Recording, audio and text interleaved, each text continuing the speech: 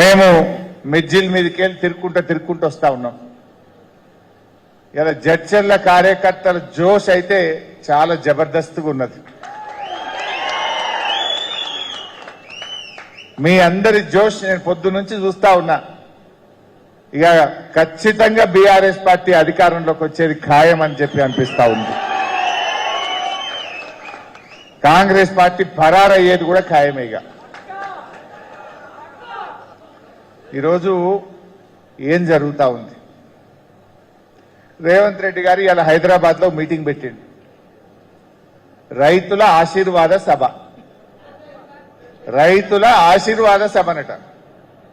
నా దృష్టిలో రేవంత్ రెడ్డి గారు రైతుల ఆశీర్వాద సభ కాదు నువ్వు పెట్టుకోవాల్సింది, రైతు వంచన సభ అని పెట్టుకో.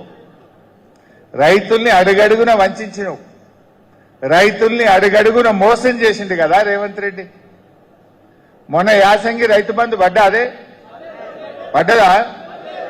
మా దగ్గరికే సిద్దిపేటకు వచ్చిండు.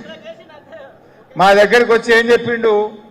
ఇగో ఇవాళ ఎకరానికి రైతు బంధు వేస్తున్నా, 45 రోజుల్లో